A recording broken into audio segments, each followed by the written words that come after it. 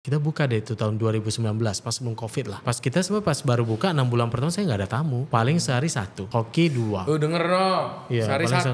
Sehari 1. Kita pernah yang sebulan itu full gak ada tamu satupun. Wah itu aku udah mau nangis itu beneran deh. Kena komplain sekarang itu masalah waiting list sih. Itu banyak banget ya. Berarti lu punya pegawai 1 cuma ngerjain list doang ya? Iya dan dia paling sering kena marah sama tamu-tamu. Pernah disiram air lagi. Gara-gara dia bilang dia jauh-jauh lah dari tinggal di hotel di Nusa Dua. Terus sudah perjalanan 1,5 jam sampai sini harus ngantri katanya, nggak terima. Terus dia bilang dia itu fame apa nggak gitu. Tahu lah siapa kan, kita juga nggak tahu siapa. Terus nggak senang, kita bilang suruh ngantri nggak mau. Terus dia kesel ambil air langsung siram gitu ke pegawai. Pokoknya nangis tuh sampai nangis gitu. Aku juga kayak aduh sampai udah saya tuh nggak senang. Dia bilang nanti ku viralin kalian ya gitu ya, mau viral kan ku viralin gitu ya. Kalian nggak tahu saya siapa ya gitu. Yang memang nggak tahu siapa gitu. Kita di sensornya juga pernah kan hanya sendok garpu, gelas kopi kita juga. Terus pas kita approach dia pura-pura nggak tahu, kayak pura-pura lupa ingatan gitu. Pas kita panggil security baru dia keluarin semua. Itu ada sendok, garpu, pulpen, spidol gitu. Dia bisa jualan kayaknya Exensorium.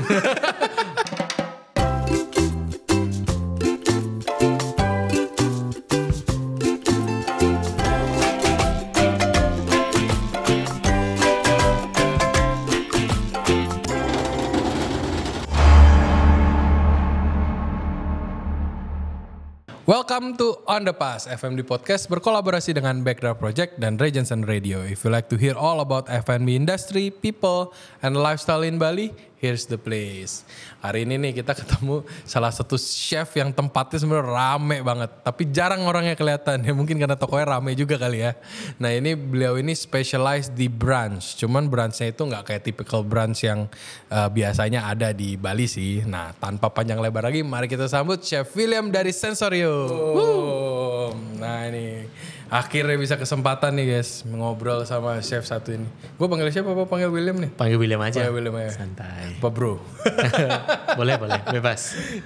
Ini kemarin gue baru lihat nih. Soalnya gue lihat Sensorium kan rame dari awal kan. Iya. Mungkin nggak dari awal banget lah. Dari orang mungkin tahu Sensorium rame lah waktu itu. Terus kan kalian lumayan gak gitu sering collab-collaban tuh. Ya sangat dimengerti lah. Pusing tuh pasti kan ngurusin ramenya itu. Nah kemarin akhirnya gue ngeliat nih lu collab di W. Waduh. Sama si Aldo juga di Ban. Sempat sama Aldo juga. Gimana tuh collab akhirnya? Jadi sama Aldo itu pertama kali tuh. Sama Aldo tuh pertama kali? Iya. Tapi sebenarnya kita udah tuh sama Aldo.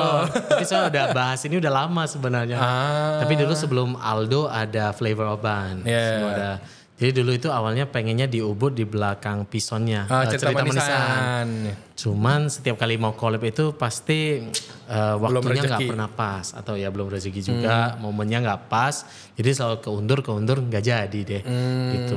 Jadi terakhir waktu Aldo udah buka Flavor of Ban. Terus aku juga udah janji dari dulu mau ya I think ya ditagih sama Aldo. ditagih ayolah aku pikir ya udahlah ayolah. Oh itu beneran gitu. Pertama kali beneran. Kenapa nunggu segitu lama buat collab? Ngeliatin yang lain pada collab nggak penasaran rasanya apa tuh? Pengen sebenarnya jujurnya pengen banget gitu. Cuma at that time itu aku itu nggak pernah merasa pede sama diri sendiri. Honestly. Kenapa? I don't know. I never thought, nggak pernah kepikiran kalau makananku itu bisa diterima orang nggak ya, entah enak nggak ya gitu loh. Kurang rame itu restoran. Tanya satu-satu. I mean, ya tapi itu. masa nggak ada yang nawarin sih buat collab-collab kayak banyak, gitu? Sejujurnya banyak. Kadang udah oke semuanya pas ngomong-ngomong waktunya yang nggak pernah pas lah gitu. Jadi ya udah karena waktunya nggak pernah cocok jadi nggak pernah itu ada kesempatan itu. Jadi tapi mestinya dimengerti lah. Yeah. Soalnya kalau yang orang tahu Sensorium kalau lagi rame pasti ada dia. Iya. Gak rame rata-rata pasti ada dia. Thank you. Selalu jadi kalau dibilang sibuk beneran guys sibuk dia. Beneran sibuk. Soalnya mungkin karena aku hampir tiap hari di sana ya. Tiap hari di sana jadi ya itu ada aja yang mesti aku kerjain gitu. Kadang nggak tenang gak sih? Iya. Lu bisa liburan panjang? Gue sih gak bisa sekarang. Paling lama pernah 2 minggu sih sebenarnya. Tapi itu karena habis married sama istri, honeymoon. Oke. Setelah itu gak pernah, benar-benar gak pernah deh. Gue sekarang setiap kali cabut pasti ya, udah mulai gak enak tuh hari keempat. Kenapa? udah mulai kayak gue pengen pulang. Udah kayak rasa iya. Gue baru ngerasa kenapa dulu ngkong-ngkong gue tuh selalu pengen pulang mulu kalau diajak kemana-mana. Sekarang gue baru tahu. ngerasa kayak, iya sih. aduh toko gue apa kabar ya kalau dicari. Tapi hampir tiap hari cek CCTV juga. Iya, nggak tenang juga kan, liburan sambil ngeliatin. Iya benar sih. Terus gimana dong? Berarti sampai sekarang pun, tapi tim sebenarnya udah running dong. Running, sejujurnya running. Bukan berarti aku nggak percaya mereka juga ya. Cuma mungkin dari awal kenapa aku pengen selalu di sana itu aku merasa ketika ada owner di dalam itu beda gitu. Ya, yang for the makanya customer ngerasa, point of view gitu. Jadi that's why aku selalu pengen ada di sana gitu. Itu juga karena kenapa itu alasannya lu di depan nggak di dapur. Iya. Jujur gue belajar dari dia sih. Pas gue ngelihat dari sensorium ke lu, pas yang di tempat yang lama, gue ngeliat lu kan di depan ke tamu. Jadi pas gue bikin butterbeer ini, kalau yang pernah ke butterbeer pasti nyadar kalau ada gue tuh di depan gak di dapur. Karena di situ gue baru nyadar, gue tes kan, gue coba. Kalau gue di dalam gue gak bisa lihat luar. Kalau di luar gue bisa lihat makanannya. Benar. Kalau makanannya kayak ngawur kan bisa langsung balik. Iya, itu. Di situ gue jujur saya terinspirasi dari Chef William ini nih ngeliat di depan. Tapi itu aku sebenarnya juga terinspirasi dari Chef René Redzepi yang punya Noma. Oke. Jadi dulu itu aku sering udah nonton. Anak cucu nih inspirasinya nih. Ada turun. Jangan. Terus soalnya aku pernah nonton video dia waktu dia masih punya Noma yang dulu sebelum direnovasi deh sekarang kayaknya ya. Sebelum yang pindah yang baru. Iya, jadi dulu itu Chef René itu sering bilang dia itu pasti kalau tamu masuk itu pasti lewati dia dulu. Kitchennya baru ke dining area. Terus dari situ tuh aku melihat ketika tamunya langsung ketemu dengan Chef René-nya itu beda gitu mukanya tuh langsung kayak ceria. Oh ada chefnya langsung. Sebenarnya yang gue tahu ya yang ngelakuin itu pertama kali sebelum René itu Andre Chang. Oh Chef Andre Chang. Chef Andre Chang tuh dia kalau operasional dia tuh jadi host. Oke. Dia yang nyapain masuknya. Iya. Gue nyadar. Tapi ya itu cuman gue gak pernah kepikiran kayak ngapain gue di depan. Cuman kayak ya ini yang chef-chef yang biasa di belakang coba deh sekali-sekali. Iya. Itu benar-benar deh. Langsung tamu merasa jadi spesial. Iya. Kadang-kadang lebih forgiving gak sih? Iya bisa jadi. Gue ngerasa sih forgiving banget kalau gue yang ngeladenin gitu ya. Maaf ya bentar lagi rame. Oh ya gak apa-apa nyantai. Beda ya kalau misalnya kalau yang beda. Apa gue gak tahu mungkin holiday mood juga gue gak tahu. Mungkin gue ngerasa itu patut dicoba guys. Itu coba. Gift itu berarti dari awal udah kayak dari gitu? Dari awal. Dari sensorium lama sampai sekarang. Kayaknya I wanna give itu experience-nya ke tamu gitu. Soalnya waktu aku begitu aku juga sering I need to put my sauce on the sauce kan. Jadi ketika waktu masih stay di Aussie, aku itu kalau lagi makan tiba-tiba ada chef approach itu rasanya wah, who am I gitu kok chefnya datang gitu kan. Jadi aku merasa kenapa aku nggak samperin semua. Aku usahakan sih, usahakan gitu juga di sensorium gitu. Gue ingat soalnya gue awal-awal sensorium tuh udah lumayan rame. Itu pegawai dan banyak juga, nggak yang sedikit. Iya, pegawai udah, maksudnya udah nggak kelihatan kekurangan orang lah.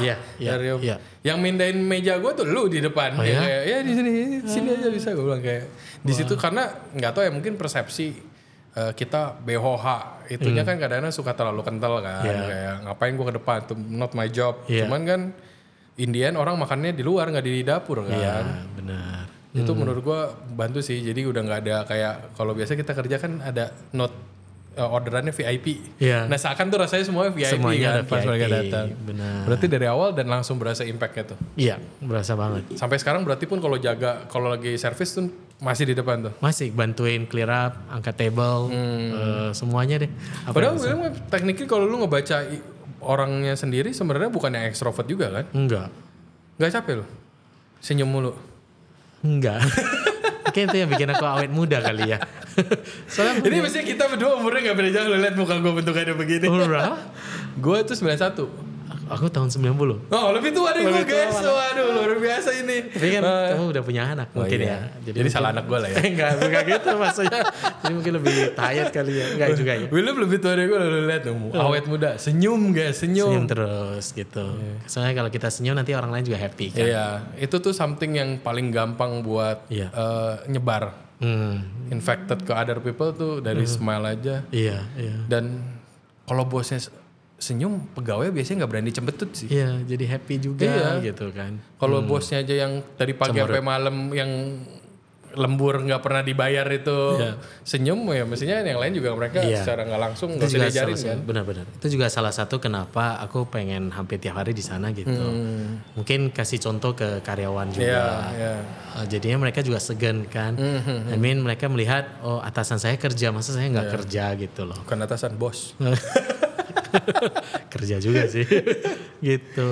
Berarti itu dari sana. Nah ini biasa nih, ini kan kita mungkin banyak pendengarnya juga dari Jakarta juga kan. Selevel Sensorium itu, tadi kita udah sempat nanya. Pasti dong yang minta Sensorium nggak mau buka cabang, itu pasti banyak dong. Banyak kan? Banyak banget, sejujurnya banyak banget. Nah itu dulu sebenarnya hampir. Hampir. Dulu hampir. Jadi ceritanya Sensorium lama kita kan cuma dikasih 3 tahun, tapi 2 tahun kena COVID kan. Iya. Nah jadi kita sebenarnya nggak tiap hari rame sih, sebenarnya enggak lah. Namanya bisnis kadang di atas kadang di bawah ya. Tapi ya mesti banyak bersyukur. I mean ya jadi setelah 2 tahun jalan, Balinya ya sepi, gimana mau tiap hari Balinya sepi makanya. Aduh apalagi sekarang ini ya. Jadi kita sisa setahun. Terus aku dikasih kesempatan untuk buka di Jakarta, udah sempat lihat lokasi sebenarnya. Dan udah hampir oke. Nah, jadi udah hampir oke. Yang bikin gak oke-nya tuh apa tuh? Nah, jadi pas aku balik lagi ke Bali untuk discuss untuk extension tempatnya, pemilik tanahnya udah nggak mau. Dan waktu aku mepet, tinggal paling kemarin itu tinggal 7 bulan, 8 bulan. Dan aku harus disuruh pindah. Berarti udah harus fokusnya ke yang pindah yang di dulu di Batu Bolong. Sekarang di Batu Mejan. Nah, karena itu aku jadinya fokusnya nggak di situ, nggak di Jakarta. Jadinya aku harus cari tempat baru secepatnya, harus pindahin. Sampai sekarang belum kepikiran buat cabang lagi? Enggak, sekarang malah udah pemikirannya udah beda. Udah ketok palu, nggak bakal ke cabang. Kayaknya enggak lagi deh. Jadinya sekarang mau fokusnya, jadinya terakhir aku putusnya kita buka lebih besar aja. Dan kita fokus di Bali aja gitu. Karena tapi ini pribadi ya. Menurutku kalau kita udah buka cabang itu beda rasanya. It's not as privilege and special lagi untuk aku gitu. Jadi makanya aku decide aku nggak buka cabang lagi gitu. Cukup satu aja, tapi kita benar-benar jaga yang di Bali, yang di Sensorium ini, we make it as sebagus mungkin lah gitu. Gitu. Jadi lu udah dapet cukupnya lah biar punya satu. Iya. Mendingan ngeliatin satu luber-luber.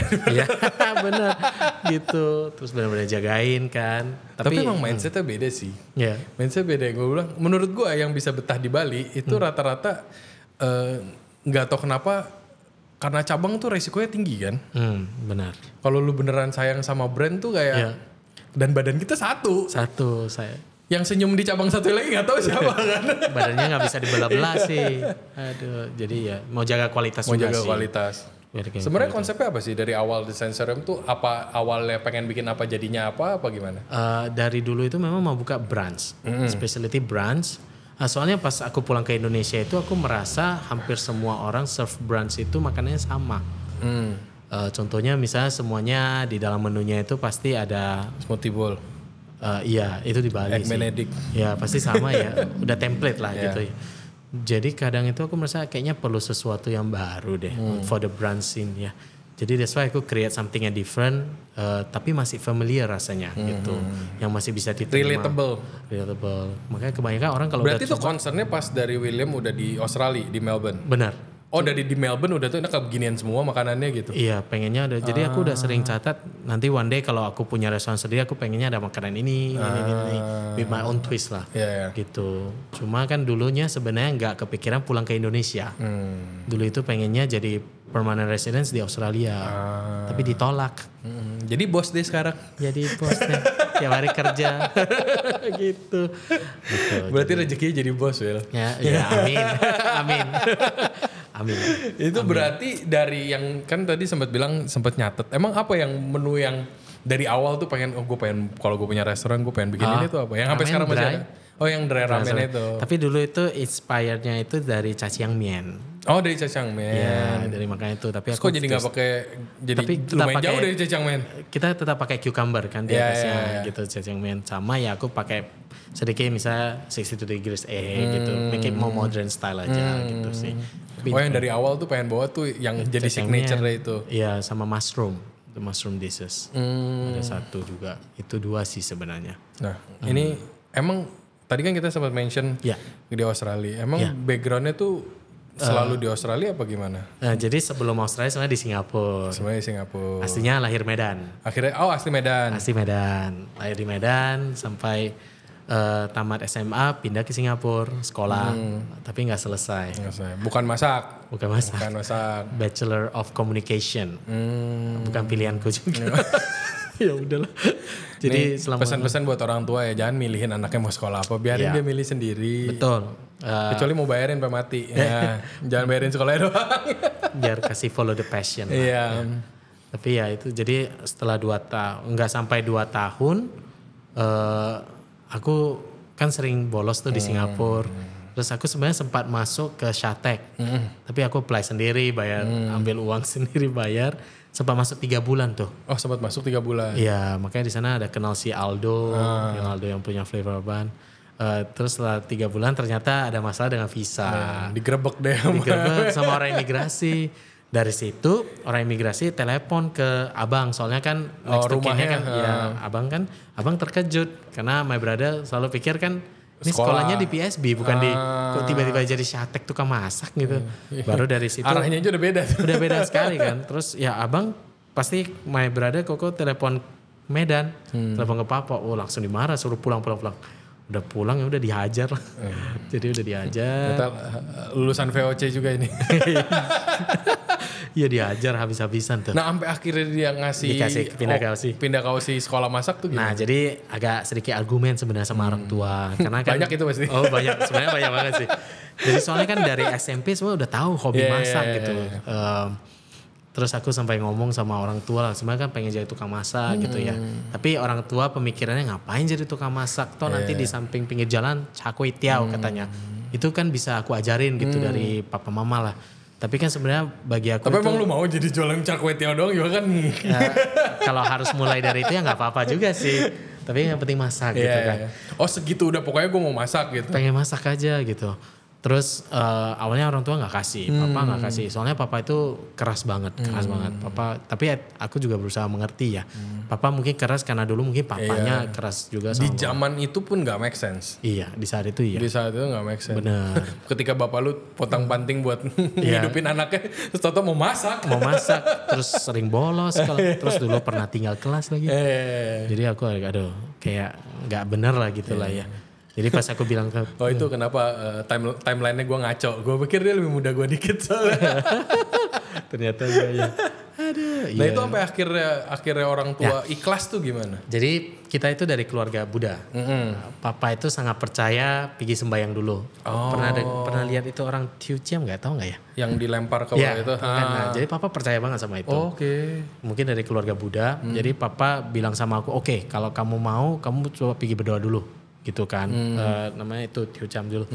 Aku udah takut, karena aku takut kalau gak aja bilang enggak gimana harus dong. Harus dilepas sama chance itu doang kan. Terus papa suruh mama temani aku pergi. Jadi selama perjalanan biar gak bohong. Jadi aku udah berdoa terus di hati kayak please gitu. Aku janji gak nakal kali gitu. Terus kasih gue ini yang lain belakangan dah pokoknya. Gitu. Dan ya udah ternyata berdoa keluar oke. Dan biasanya kita mesti 3 kali to make sure itu benar-benar oke gitu. 3 kali benar masih? Benar 3 kalinya oke.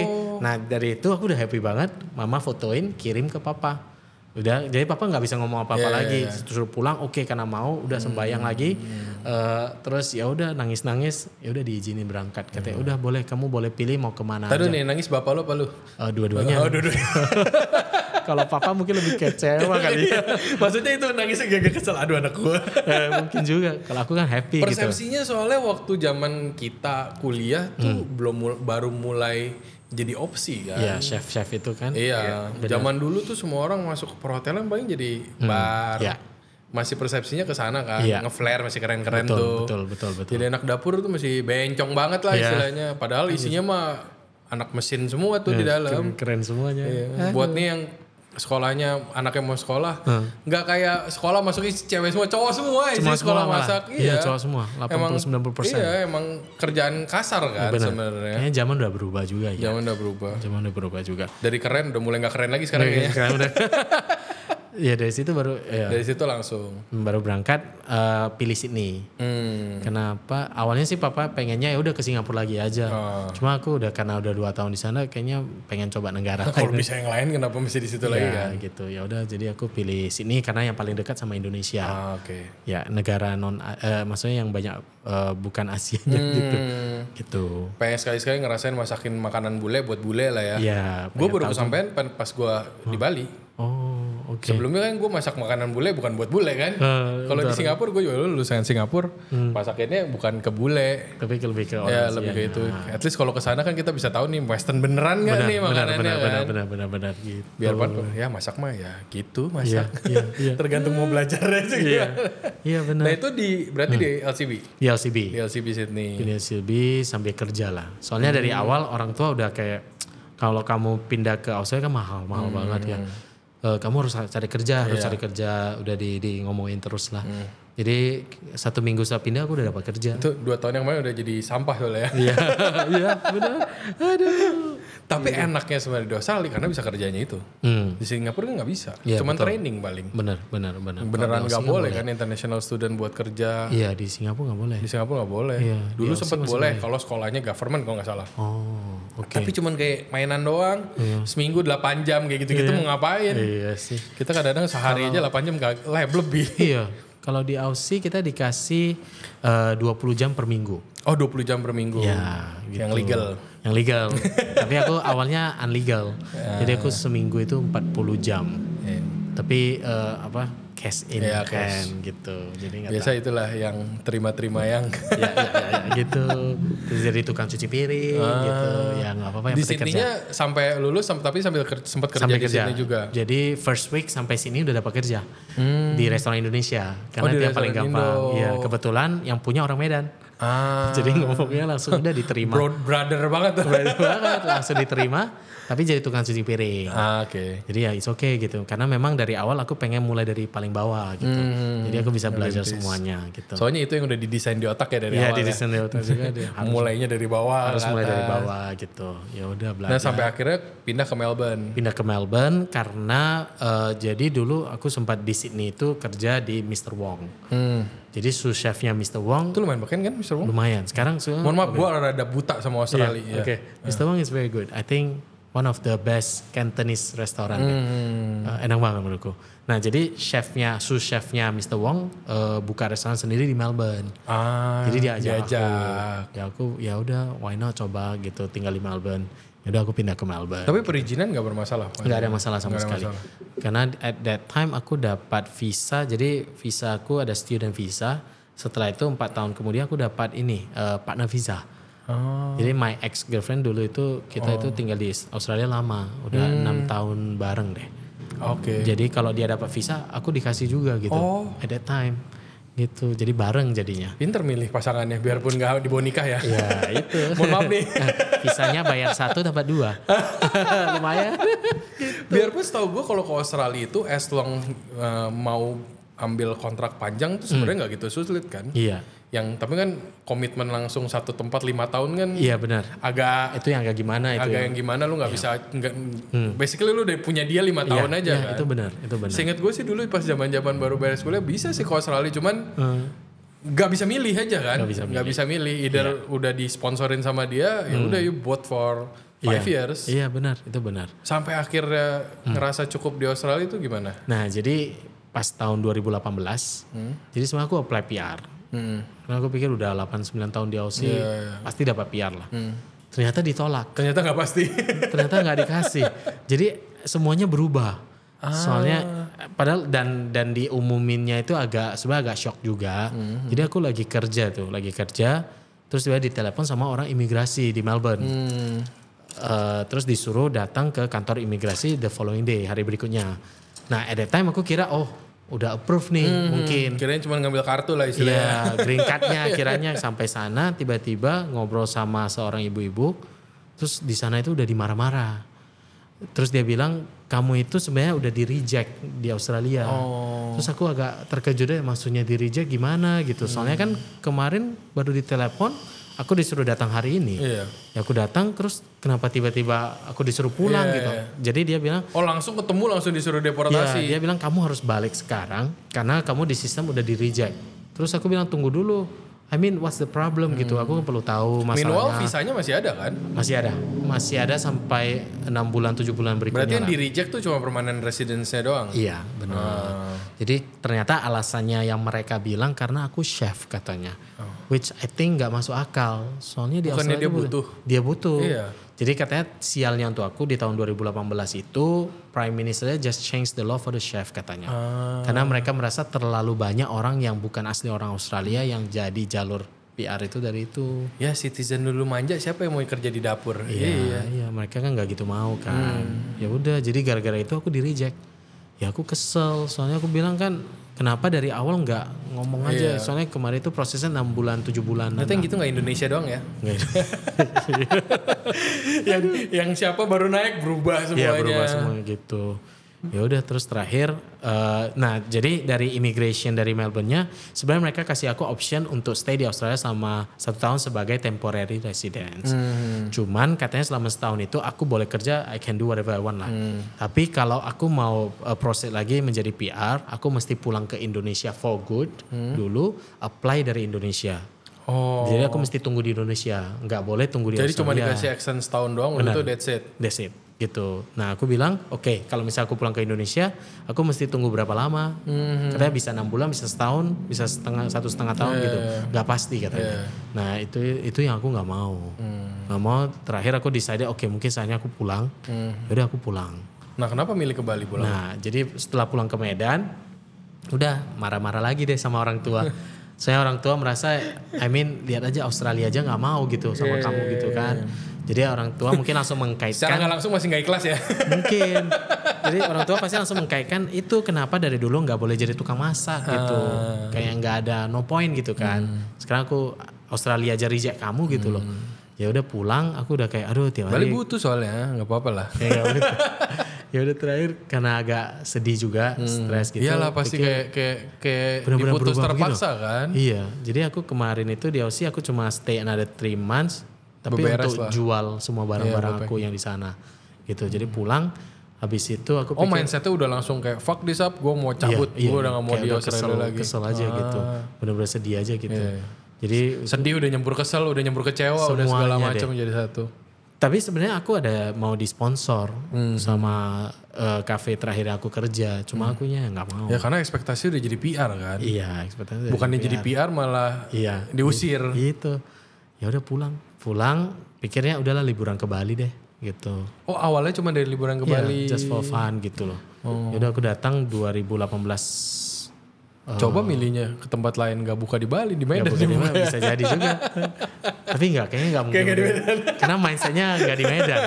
Enggak pernah. Oh dari awal tuh mindset udah gak pernah gitu kayak enjoy. one day gue bakal punya toko restoran di Medan tuh gak pernah. Enggak. Soalnya dari dulu enggak pernah enjoy di Medan. Oke. Gitu.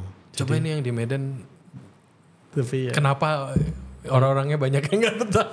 Banyak pindah ke sini ya? Banyak loh, tapi orang Medan di Bali tuh Iya. banyak. Di Jimbaran ya katanya. Banyak di mana-mana kayak. Kayaknya yang orang Jakarta, yang maunya orang Jakarta mau orang Medan kayaknya maunya lumayan mirip-mirip sih. Oh, Yang asli yang Medan banyak. Oh, I see. Dan akhirnya dari liburan itu langsung mikir mau buka di sini. Jadi aku hampir stay 2 bulan di Bali. Terus bosen kan, nggak ada teman, nggak ada siapa-siapa di Bali. Jadi aku pikir udah bisa apply surfing kerja. Belum bisa, kenapa nggak bisa? Berenang bisa, surfing nggak bisa. Nggak berani soalnya. Oh sempat apply kerja di Bali? Sempat aku apply kemana-mana sambil tunggu panggilan. Terus aku pas lewat di Canggu di Batu Bolong. Nah terus ketemu ini tempat lama aku yang ditulis foreign. Terus ada satu kakek-kakek lagi duduk di depan tuh. Terus aku iseng doang, aku berhenti. Aku tanya kakeknya. Berapa nih sewa di sini? Ya, kata kakeknya ini sebenarnya udah disewa sama orang bule mau buka tato. Tapi orangnya janji 1 jam lalu nggak datang-datang.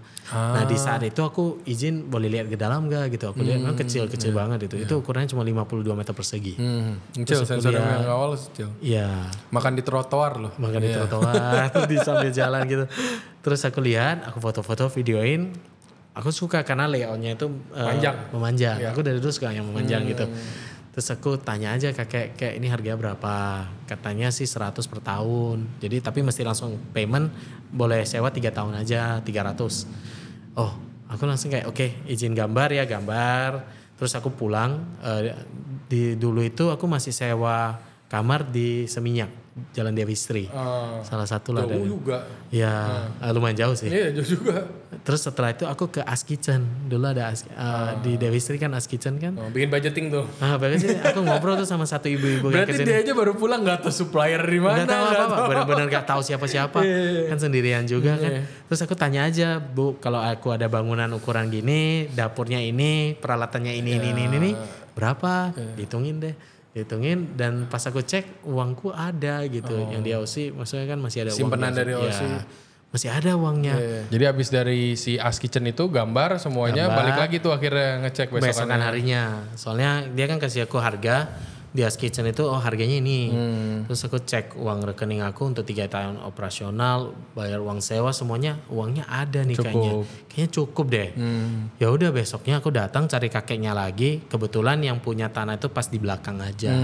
Jadi aku tanya kakeknya bilang orangnya nggak pernah datang gitu. Oh, ya udah aku langsung DP-in aja gitu. Ya berarti emang rezeki gua aja ini. Iya, ya udah setelah itu aku telepon my business partner sekarang, dia langsung terbang besoknya. Oh, Dia benar langsung datang ke Bali karena dia juga serius lah gitu ya.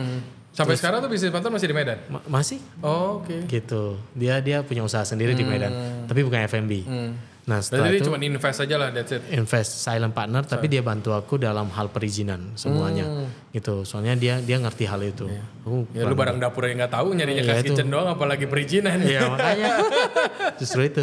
Nah jadi setelah itu aku langsung DP, telepon, aku kasih tahu temanku, my business partner, mau konsepnya begitu, namanya masih belum tahu di saat itu, tapi maunya bukanya begini kecil-kecilan.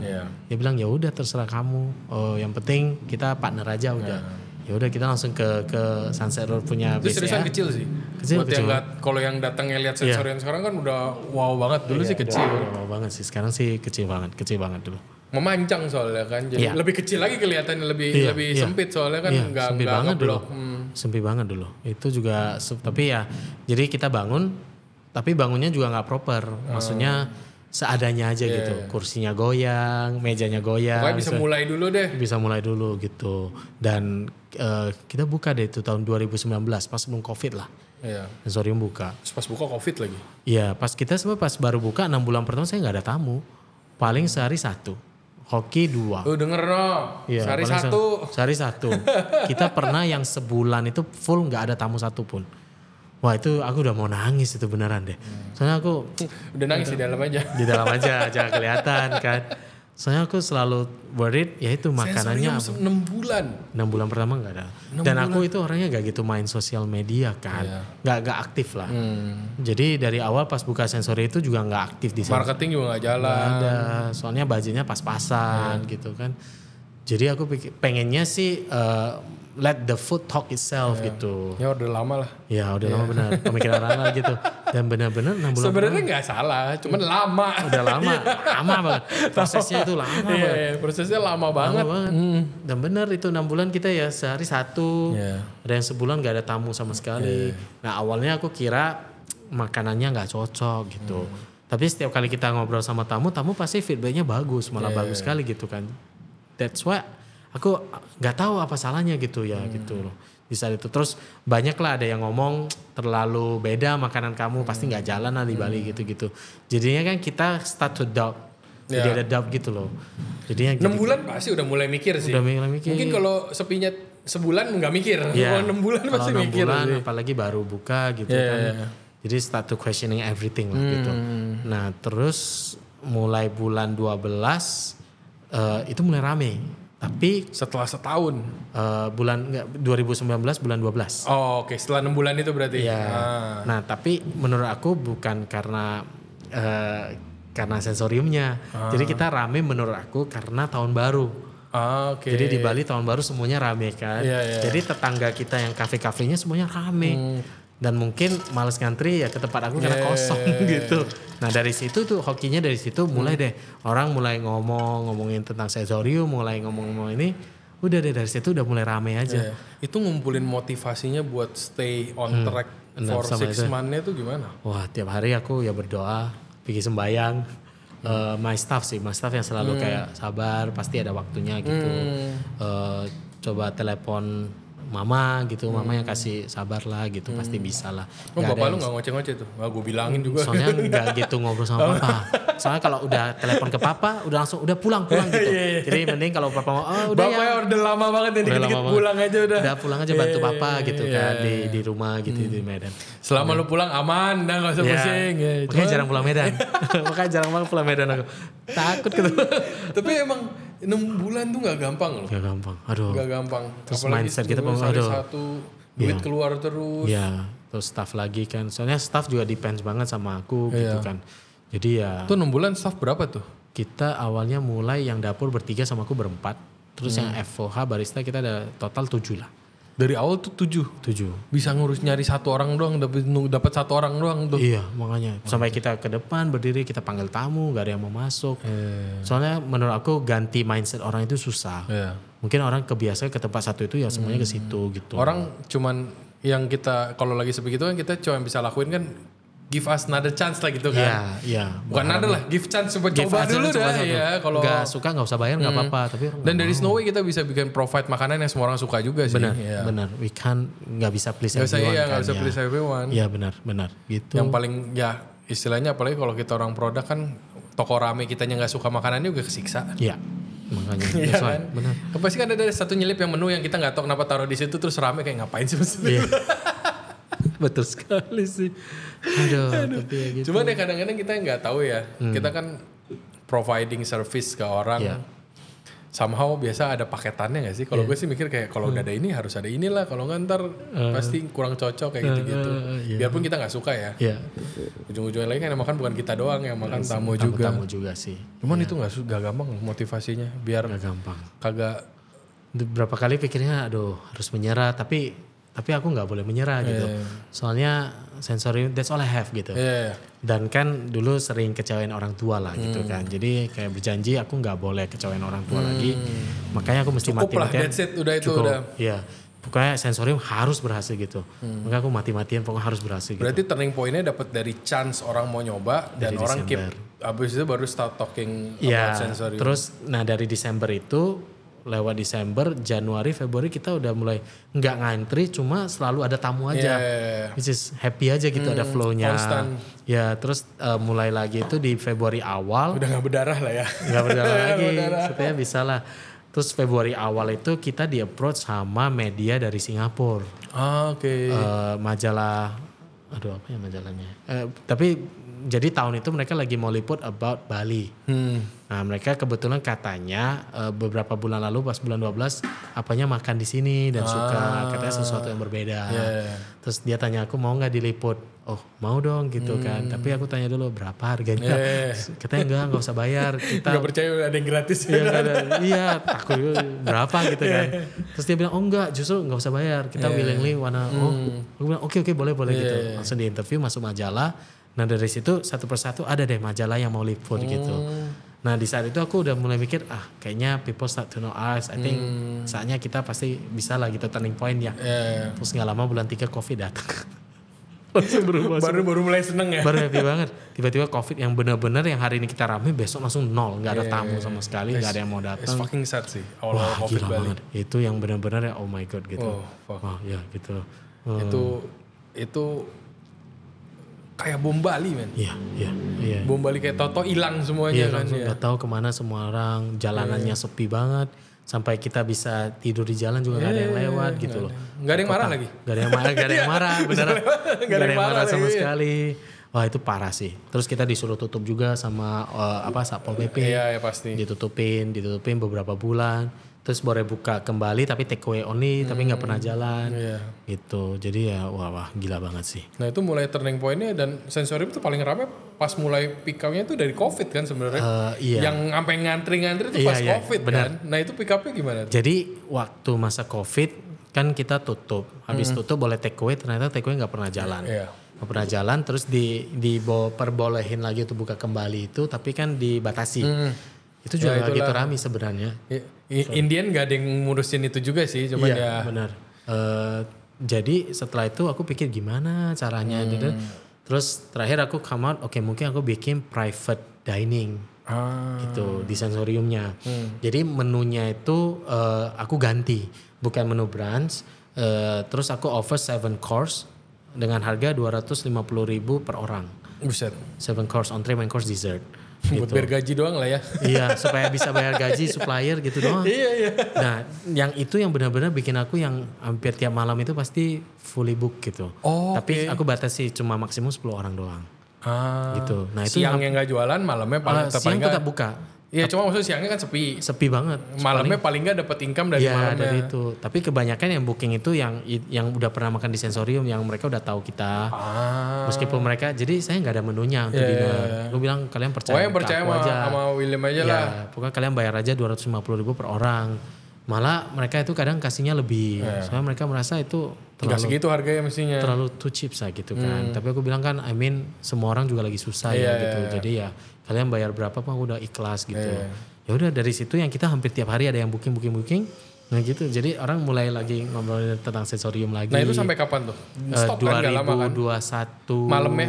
Iya. Malamnya nggak terus-terusan kan? Wah, itu setahun doang. Oh setahun doang udah gitu balik lagi kayak Balik normal lagi karena branchnya udah mulai rame-rame lagi. Soalnya kan yang dinner itu menunya totally different. Gitu. Mulai penuh kulkas ya? Penuh kulkas. Jadi nggak bisa bikin prepan untuk itu. Terus dulu kan kecil banget. Iya, dulu aku kulkas dulu cuma ada kecil banget. satu. Jadi ya masukin apa Dapur aja. gue inget kok dapur ya kita orang-orang industri yang kalau masuk pasti kita scanning kan. Iya, kecil banget. Oh, di otak udah ada meteran tuh berapa meter. Meternya gampang dari hitung aja dari under counter ada berapa. Under counter 2 berarti 3 meter. Iya, itu doang. Dulu under counter satu aja lagi tuh. Cuma ada satu lagi. Gila. Gila. Jadi ya dari itu kita mulai ramenya akhir 2021. Nah itu 2021 ya, akhir ya. tapi tamunya berubah. Maksudnya dulu kebanyakan yang datang itu bule. Oh ini jadi orang Jakarta. Orang Indonesia kebanyakan. Setelah mereka vaksin. Iya. Nah mereka datang tuh. Nah itu pun sebenarnya kita banyak dapat problem sebenarnya. Problem gimana? Problemnya karena kan tempat aku kecil banget, ketutup lagi kan. Iya. Jadi ketika orang ngantri mereka Social distancingnya nggak dapet tuh. enggak. Jadi kita sering diviralin tuh. Makin viral ya makin heboh. Makasih loh. Makasih aja. Sekarang sih makasih. Tapi dulu sih sering dimarah-marah kita. Bebon deg-degan ya. Deg-degan. Soalnya kadang gimana ya. Kita kan namanya F&B kita juga perlu kasihan juga kan my staff. Ya tapi itu ngantrinya sensorium itu udah kayak pamflet buat jualannya. Iya. Kalau ngantri dulu di Jalan Batu Bolong tuh kayak ngambil bansos. Gila banget. Kayak masuk sensorium gratis, ngantri panjang banget. Tapi syukur banget lah. Tapi dari situ berarti 6 bulan tuh sepi, langsung baru rame dikit kena COVID. Kena COVID sampai 2021 lah. 2021 akhir lah. Gitu baru mulai pick up deh. Nah dari situ terus gitu. Sampai sekarang juga gue ngeliat mostly nggak terlalu banyak bule kan kalau di sensorium. Iya kita sekarang lebih banyak orang Korea.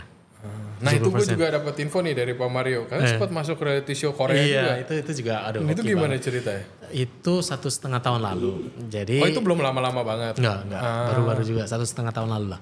Jadi ada orang Korea datang. Dulu kita nggak pernah ada orang Korea. Iya. Paling mungkin 1-2 orang. Sekarang itu 70% orang Korea. Oh sekarang 70%? Iya 70% orang Korea. Itu benar-benar hoki banget deh. Jadi ada orang 16 orang datang. Orang Korea. Mereka datang hari pertama. Terus mereka coba menu aku. Dari atas sampai tengah semuanya dipesan. Nah aku kira karena kan aku pernah nonton YouTube orang Korea tuh suka mukbang. Iya. Jadi aku kira mungkin memang orang Korea jago makan kali ya. Ya udah jadi aku juga nggak ada. Nggak ada ekspektasi apa-apa lah. Nggak ada ekspektasi. Terus hari kedua mereka balik lagi. The same crew, tim. Pesan sisanya yang bawa. Udah selesai makan. Salah satu produsernya atau yang lebih senior itu approach aku. Nah ini orang Korea bisa ngomong bahasa Indonesia. Jadi dia bilang dia itu bekerja di perusahaan televisi ini. Tapi yang di Indo? Di Indonesia. Jadi ada nanti beberapa bulan lagi ada kru orang Korea ini. Artis orang Korea mau datang. Mau liput di Bali. Karena mereka lagi bikin edisi Bali lah Ini gitu. sensorium baru berarti? Sensorium baru. Sensorium baru. Ya. Terus aku bilang siapa? Katanya grupnya namanya Earth Arcade. Nah aku nggak tahu. Gue juga nggak tahu. Benar-benar nggak tahu karena nggak pernah nonton. Gue yang nontonnya gue nggak tahu. Oh nggak tahu ya. Nggak beken itu. Oh, nggak beken berarti nggak keren. Tapi staffku tahu. Pas aku ngomong mereka bilang, oh tahu Pak. Oh suruh datang dong gitu-gitu kan. Oh kok. Oh. Ya gue mungkin nontonnya yang umuran gue kali ya. Iya bisa jadi. Sekarang kan banyak banget ya. Yang sekarang udah nggak tahu. Iya aku juga nggak tahu kan. Terus ya udah aku bilang, produsernya bilang oke nanti kita tukar HP, WhatsApp. Nanti aku WhatsApp ya proposalnya. Oh ini tuh udah pindah. Iya. Kondisinya Sensorium udah rame. Tapi sekarang makin rame lagi kayak gitu. Berkat itu juga sih. Nah setelah itu dikirim proposal katanya mau syuting di bulan 5 atau bulan 6 ya. Kalau nggak salah. Aku bilang oke nggak apa-apa. Kalian butuh apa aja dan berapa biaya yang aku mesti keluarin. Oh lu udah gak bikin gratis. Enggak, soalnya kan ini artis. Katanya artis besar gitu kan. Pasti ada biayanya apa lah. Namanya? Arcade. Seriusan gue ngobrolnya. Sampai udah season kedua katanya. Oh ini acara TV-nya apa TV artisnya? show. Oh acara TV show-nya. Ada arcade. Jadi dia ada 4 artis. Tapi artis ini masing-masing mereka juga penyanyi, pelawak. Udah besar lah gitu di Korea gitu. Oh acaranya namanya Earth Arcade. Iya, arcade gitu. Coba deh. Ya udah. Bentar guys penasaran gue. Coba. Oh acaranya gue pikir nama grup bandnya Earth Arcade. Dari situ jadi banyak orang Koreanya. Banyak banget. Dan mereka itu bilang kalau di Korea itu Sensorium itu namanya lumayan besar gitu. Kalau orang Korea itu pasti tahu kalau mau ke Bali pasti datang ke Sensorium gitu. Gitu sampai begitunya loh. Dan gue lumayan karena gue pernah nyoba ya Sensorium. Menurut gue mereka mestinya cocok sih. Karena Sensorium itu lebih light. Nggak yang main butter doang. Iya. Jadi buat yang Asian sebenarnya jadi kayak brunch ini kayak brunch tapi kayak nggak makan brunch yang typical brunch. Iya, benar. Gitu. Oh ini 4 cewek gitu ya. Oh cewek-cewek semua ya? 4 cewek semuanya. Gitu. Oh. Sampai sekarang nih? Sampai sekarang. Sampai benar-benar sekarang. Jadi kalau gue dapat Korea tuh paling yang server-server yang kayak gitu-gitu doang sih. Yang long stay. Kelihatan nih kagak 2 minggu di Balinya. Udah pasti lama. Kalau yang punya usaha di sini kayaknya ya bisa jadi ya. Gitu. Nah dari situ deh. Setelah kita dipublish langsung deh tuh banyak banget orang Korea. Banyak banget. Even sampai sekarang sempet juga. Kepikiran nyari orang staff yang bisa Saya suruh staffku belajar bahasa Korea sekarang. Jadi kita kalau sekarang udah bisa annyeonghaseyo, kamsahamnida, udah itu aja sih. Paling nggak berasa dipedulin lah ya. Ya gitu, lucu banget sih. Seru.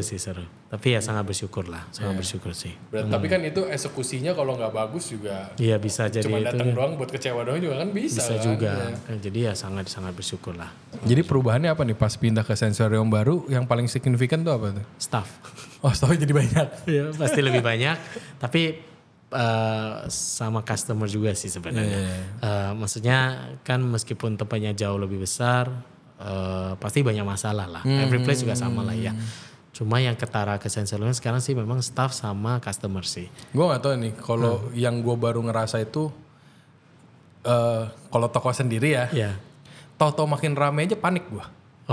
Kalau gue ya, maksudnya bersyukur, cuman kayak ini kenapa? Ini kenapa gue bisa handle-nya nggak? Sempat ada kayak ngerasa gitu nggak pas yang Sensorium yang sempat tapi kan pasti, mungkin karena kita ini gue mau ngecek lah. Normal nggak gue kayak gitu? sempat. Bukan yang nggak mau bersyukur ya, cuman kan maksudnya nggak tahu. Kalau kayak dari tadi kita ngobrol kan kelihatan William tuh orangnya organize. Thank you. Semuanya ditulis, dirapi. Dan menurut gue tuh ngejalanin bisnis tuh enak kalau under control. Betul. Jadi kita nggak suka funny stuff. Yang tiba-tiba gitu, jadi gini mending nggak usah. Kalau gue begitu. Kita planner kan. Maksudnya karena itu yang bikin kita bisa tidur kan. Kalau semuanya tiba-tiba banyak surprise-nya tuh benci banget gue. Itu juga salah satu yang mungkin new challenge di tempat baru banyak. Sekarang banyak di situnya. Banyak surprise yang tiba-tiba aja. Tiba-tiba pas datang kulkasnya kok mati. Gak mau hidup aja. Padahal kemarin kulkasnya gak satu soalnya. Gak satu. Sekarang ada 4 ya. Mati satu aja aduh mampus. Masih pincang. Wah pincang banget. Terus ada yang staff yang kemarin bye-bye aja kok tiba-tiba hilang aja gitu. Total libur sendiri. Libur sendiri atau berapa menghilang. Sekarang staff? Dari awal 7, sekarang berapa staff? Totalnya 30. Iya. Kita juga ada security 3 soalnya. Nah jadi itu juga new. Udah kayak satu kelas tuh. Udah kayak satu kelas. Iya makanya. Jadi if they have a problem, it's my problem juga sekarang pasti. kan. Jadi ya it's itulah Tanggung challenging. jawabin 30 nyawa tuh kan nggak sesimpel itu Iya. Belum lagi mereka kalau ada problem masing-masing, kadang yang ya itulah mesti saya bantu. Gak semuanya bisa diselesaikan pakai duit juga kan. Benar. Jadi ya cuma kasbon ya udahlah kadang-kadang. Cuma kalau masalahnya yang aneh-aneh tuh yang nenek saya sakit, aduh bingung mau ngapain kan, Atau bisa ada yang bantu mau apa. Cuma kadang-kadang gitu. udah kayak anak sendiri juga kan kadang-kadang kalau pegawai. Benar. Pengennya sih kita mau bantu sebisa mungkin. Dari awal masih ada yang sampai sekarang ngerti? Ada 3 orang. 3 orang. Iya. Tapi rata-rata my staff is lumayan lama. Ada yang 3 tahun, 4 tahun, 6 tahun, ada yang dari hari pertama 6 tahun masih ada. Tapi rata-ratanya 3 tahun sih. Masih sampai sekarang.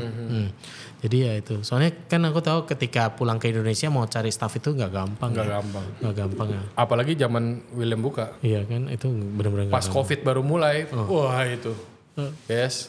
Naro vacancy itu komi seminggu nge-apply 3. Langsung 3 orang tuh kadang dipanggil 3 nggak ada yang nongol. Gak ada yang sama. Kita juga begitu. Iya. Udah dikasih. Sekarang udah mendingan kan. Cuma dulu zamannya itu gila sih. Sampai kadang-kadang mending gak usah yang bisa masak deh. Sini gue ajarin kayak lebih simpel daripada nyariin yang bisa dikit ribet. Iya benar itu. Iya sih. Dulu sekolah cuman itu minta gajinya ceritanya bisa apa? Ya saya baru lulus sekolah. Aduh. Mending jangan deh. Maksudnya ya kita bukan yang nggak mau gaji yang oke ya. Cuma kan kalau gaji oke comes with the right responsibility juga of course. Gitu. Cuma buat gaji mahal cuma buat dipajang doang kan agak males ya. Ngapain gitu kan. Iya benar sih.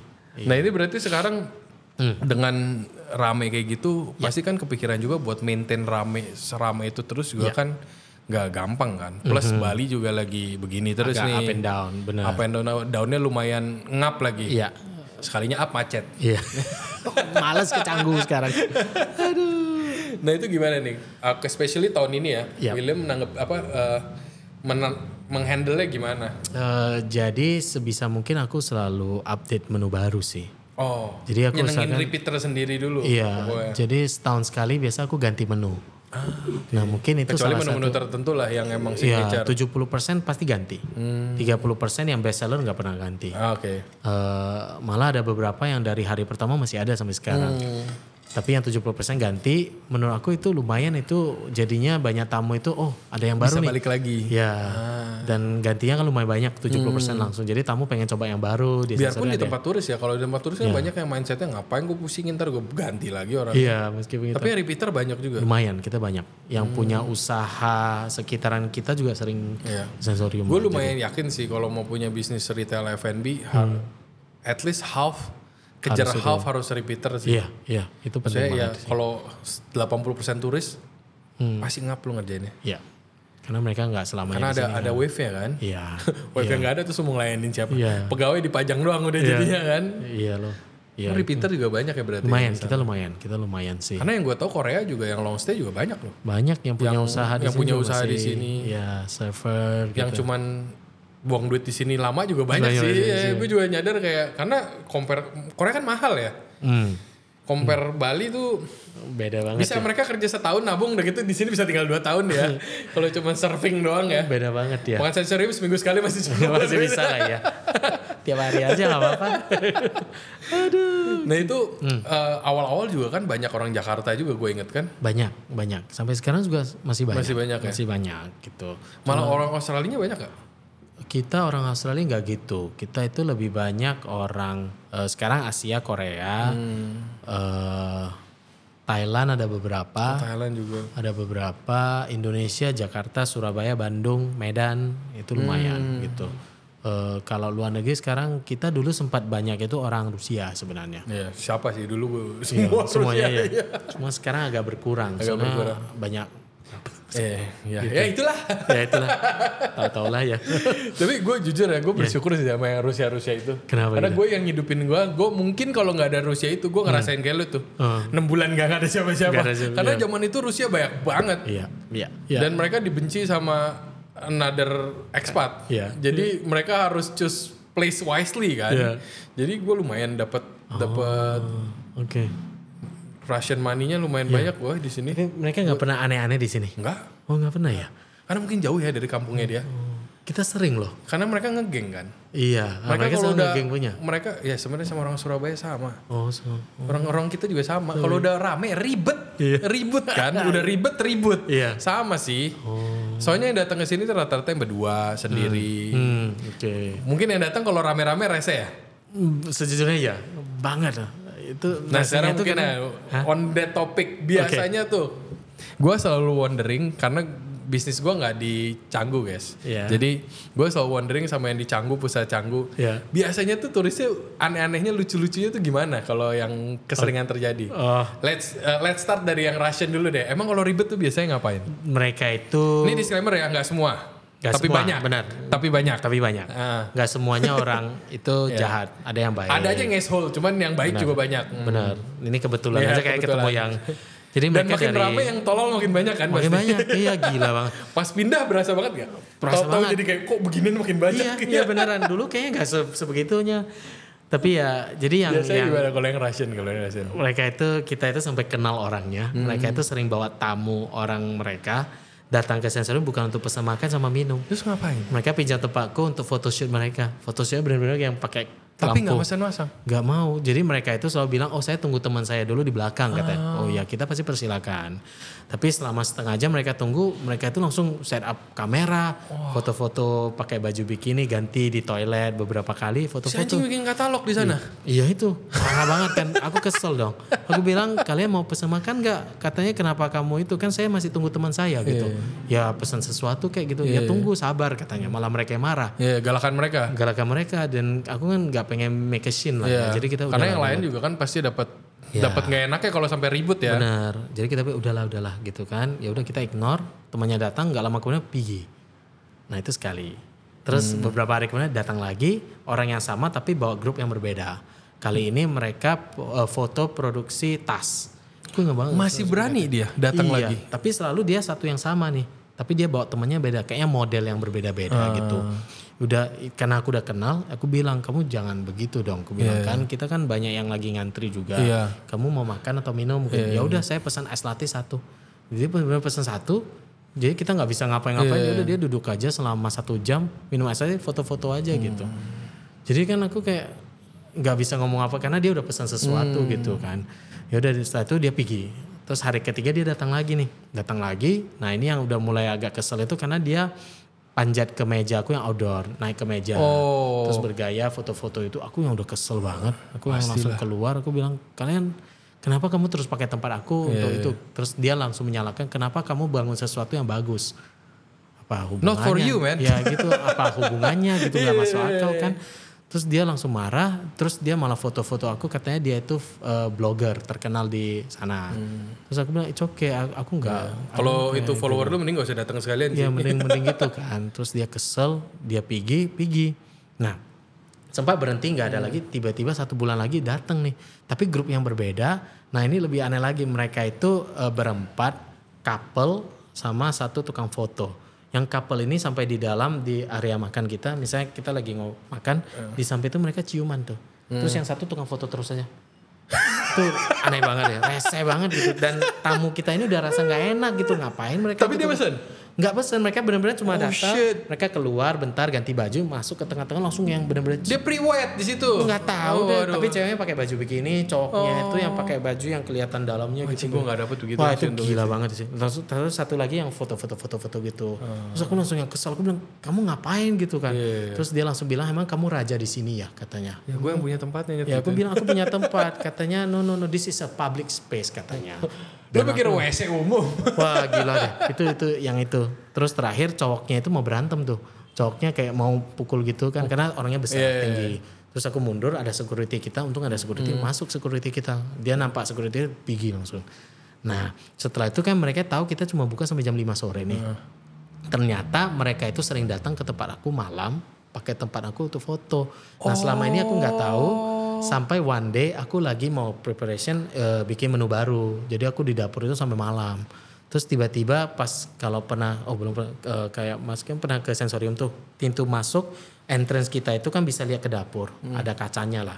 Jadi aku dari dapur itu aku kok merasa ada cahaya gitu. Terus aku lihat kok ada yang setup Lightning. gitu. Terus aku keluar, mereka lagi tutup, ada tulisan sensorium ditutup pakai kain. Jadi terus aku langsung kayak, halo siapa ya, aku bilang gitu. Terus dia bilang, who are you katanya. Aku yang punya tempat, kalian siapa katanya. We are just here for photo. Emang kalian ada minta izin sama siapa? Terus dia langsung yang kayak marah kayak, kamu siapa? This is a public space.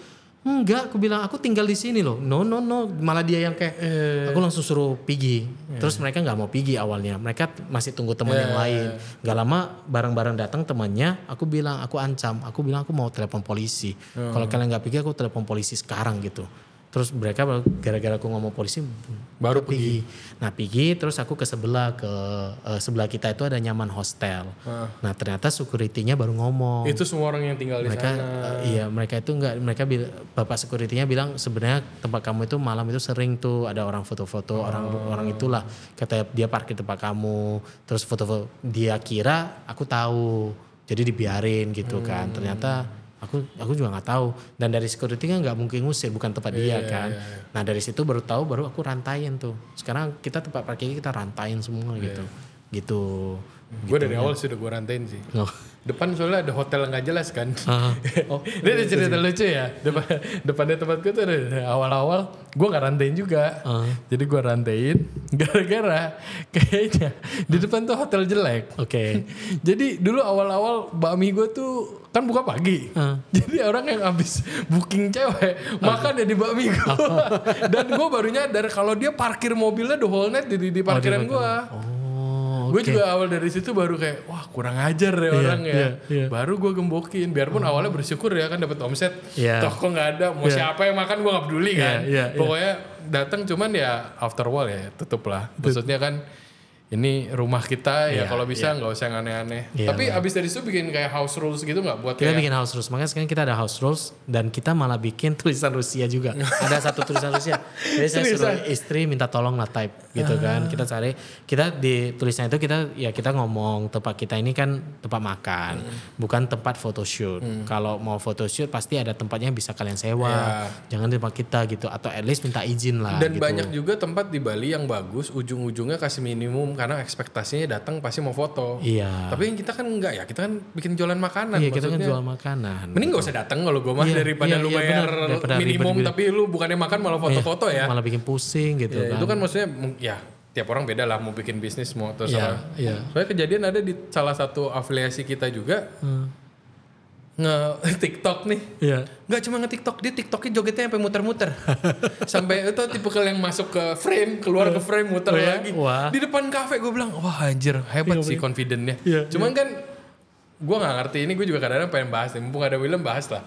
House rules-nya itu, gue soalnya pernah soal bawa makanan dari luar.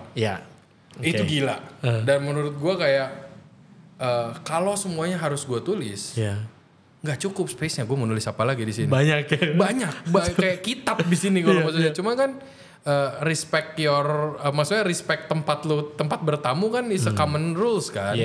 Kayak tisu diambil plastik, dibawa pulang. Terus katanya kan nggak ada tulisannya, ya come on man, tisu. Common sense. Kayak makan. Gue nggak ngusir loh. Gue cuman jangan makan di dalam karena baunya annoyed. Gue kan nggak tahu dia makan apa, padang kayak apa. Kalau kafe gue jualan roti, kan kopi, terus tau ada bau rendang kan, pasti agak awkward kan. Itu gue cuma suruh dari luar marah kan nggak ada tulisannya. Kayak gue nggak tahu sih. Gue at that point kayak oh ya udah berarti dia nggak main ke tempat gue aja sih. Bukan. Kalau lu tulisin. Sekarang kita tulis. Jadi di depan masuk pintu entrance langsung ada satu gambar gitu. Lu harus baca dulu. Drinks and food allowed. Terus kita juga ada tempel house rule kita, ada 7 poin lah. Emang harus begitu ya? Iya. Tapi ya meskipun saya tempel nggak semuanya baca juga sih. Ada yang malah. Cuma at least kalau mau ada apa-apa ada tulisannya. Kita kan udah ada house rule-nya. Ya please saling menghargai aja sih. Gitu loh. Maksudnya. Ya memang kan. Ya. Nggak tahu sih menurut gue itu common sense gak sih? Iya harusnya iya. Cuma kadang gue sampai sekarang gue nyediainnya itu kalau gue nyediain bangku yang sebenarnya nggak main buat makan kalau menurut gue. Jadi kayak kalau lu lihat di sini, ini gue bangku pendek. Cuman at least kalau dia di sini, gue bisa arahin kalau kamu nggak mau makan, kamu duduk di sana. Nggak apa-apa. Gue belajar itu dari Yoel. Jadi Yoel itu gue. Ini kita ini kan Yoel Lebrot ya. Pertama pas gue udah mulai rame, gue nanya sama Yoel kayak ini yang laptopan lu usir nggak? Terus dia bilang enggak. Dalam hati gue, kalau beratnya gak ngusir, gue gak ngusir lah. Cuma gue nanya gimana caranya. Jadinya ya itu, sekarang bangku gue semuanya gue split 2. Karena banyak kan yang mereka laptopan ngambilnya mejanya yang 4 orang. Karena dia naruh tas, naruh apa. Jadi gue split 2 dan sekarang gue standby ini nih. Jadi kalau mereka gak mau makan, gue butuh tempat buat makan. Silakan duduk yang di bar, duduk yang di sini. Kalau soalnya meja makan buat makan. Iya, of course. Gue akhirnya kaburnya ke situ sih, cuman ya nggak tahu nih ntar ada, ya lu tahu kan pasti customer ada lagi ntar ngelesnya. Iya sih.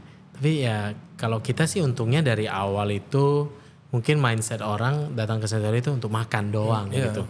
Jadi kita nggak pernah yang nggak pernah urusan laptop ya? Jarang banget. Urusannya foto. Urusannya foto iya. Bawa makanan iya pernah sih. Bawa babi guling, satean gitu. Meskipun kita udah kasih tahu malah kadang ada yang marah-marah sampai lempar. Gue pernah kena itu ada ibu-ibu bawa makanan buat anaknya. Gue ngerti kalau bayi. Ini anaknya udah gede. Dia bilang what's wrong with home cooked meals. Gue bilang di rumah makannya. Iya aja. Dan gue pun gak ngusir dia makan di luar karena bau. Dia gak cuma bawa makanan 1, dia bawa rantang. Jadi dibuka rantang 3 ada kuahnya. Kan gue gak tahu dia masak apa kan. Gue cuma takutnya smellsnya ganggu. Dan yang kanan kirinya. Kalau kelihatan enak pun dia gak bisa ngorder kan. Ini gimana mau masannya gimana. Cuman ya. Atau mungkin gue harus nurut sama Sensorium bikin kayak kitab di depan kayak. Tolong dibaca dulu ya. Baca dulu ya. Sampai akhirnya dibikin tulis plus bahasa Rusia juga. Jadi bahasa Inggris, bahasa Indonesia sama bahasa. Itu udah mulai dari Sensorial awal apa pas pindah ini makin gila? Pas pindah. Pas awal nggak gitu banyak. Pas tempat lama kita cuma bilang no outside food doang, gitu doang. Kalau sekarang yang kan saya juga belajar lihat apa yang terjadi di Sensorium ya. Jadi ya baru dari situ kita bikin satu house rules lah, gitu. Just to protect us juga sih. Gitu. Itu tapi kurang ajar sih yang tadi itu. Itu gila. Itu parah banget sih itu. Gue mentok ketemu yang itu bikin reels TikTok muter-muter di depan kafe kayak muter-muter diliatin semua orang ya. Gue bilang ya kalau lu confident ya why not. Cuman jangan di ruang makan kan. Kalau di dining room kan ada tamu lain gitu kan. Lihat sikon lah. Sempet ngerasa takut gak sih kalau mulai yang datangnya makin aneh-aneh, repeater lu jadi terganggu, takut kayak ntar dia nggak balik lagi gitu. Gue soalnya sempet ada kayak gitu. Iya, ada sih sebenarnya ada takut, cuman ya setiap kali kalau aku ada repeater juga, I make sure that they are di special place. Enggak juga sih sebenarnya nggak spesial. Maksudnya ya I make sure that they happy juga lah gitu ya. Ya tapi I try to look after everyone juga sih gitu. Tapi ya mau gimana. Ada yang repeater rewel nggak tapi datang terus? Untungnya enggak. Enggak ya? Untungnya enggak. Gue sampai bikin ubah peraturan. Jadi dia kalau datang harus ada air. Jadi sekarang gue kasih air semua. Tapi harus makan. Kalau makan gue kasih air. Karena kalau dia doang dapat air, kan nggak fair. Kan yang lain kanan kiri itu. Jadi gue sekarang restoran dapat air asal dia beli makanan. Jadi pokoknya nggak ada es, nggak ada apa, pokoknya air kayak air putih gitu. Jadi kayak ya soalnya kalau gue sih mikir ya dia datang tiap hari. Jadi kayak ya udahlah. Tapi kalau dia datang seminggu sekali bodo amat nggak ada. Tapi untungnya nggak ada yang aneh-aneh sampai gitu yang. Kalau repeater nggak. Kebanyakan aneh-aneh itu yang pertama kali datang gitu. Mungkin belum tahu lah. Mungkin belum tahu gitu. Seru sih. Kebanyakan sih kita kena komplain sekarang itu masalah waiting list sih. Itu banyak banget ya. Lumayan tuh waiting list, berarti lu punya pegawai satu cuma ngerjain list doang ya? Iya, dan dia paling sering kena marah tuh sama tamu. Pernah disiram air lagi? Seriusan? Iya. Dia dapat airnya dari mana? Air sendiri, tumbler sendiri? Ya, gara-gara dia bilang dia jauh-jauh lah dari tinggal di hotel di Nusa Dua. Terus sudah perjalanan 1,5 jam sampai sini harus ngantri katanya, nggak terima. Terus dia bilang dia itu fame saya terkenal gitulah. Ayo kita bilang sorry. Padahal baru terkenal ya, bukan anaknya DPR mana gitu. Gak tahu lah siapa kan, kita juga gak tahu siapa. Terus gak senang, kita bilang suruh ngantri gak mau. Terus dia kesel ambil air langsung siram gitu ke pegawai. Pokoknya nangis tuh, sampai nangis gitu. Aku juga kayak aduh, sampai begitunya. Tuh amat sih guys. Iya sampai udah saya tuh gak senang, dia bilang nanti ku viralin kalian ya gitu ya. Mau viral kan ku viralin gitu. Kalian gak tahu saya siapa ya gitu. Yang memang gak tahu siapa gitu. Semakin kesel dia tinggi deh. Ya udah, saya emang nggak tahu sih. Aduh. Tapi ya ada aja. Gue udah nanya, gue pengen nanya satu lagi pendapat lo ya. Ini kan mumpung yang punya toko rame, saya pengen nanya juga. Kan no outside food. Correct. No outside food. Kalau ada yang buat tumbler gimana? Tumbler minuman. Nah itu sebelah selama ini. Itu sejak tumbler lagi ngetren ya. Iya. Gue kayak nggak tahu isinya apa. Aduh. Maksudnya sometimes tuh kalau order gue don't mind sih. Iya. At least tuh udah order coffee, terus tuh keluarin tumbler lu. Oke, keren tumblernya. Gak peduli, cuman ya udah lu tumbler. Cuman kalau lu gimana? Lu biarin? Biarin sih. Soalnya good question. Aku nggak kepikiran isinya apa juga kan. Soalnya kan isinya bisa aja ya air putih mungkin. Tapi bisa something. Air putih lah biar kita tenang.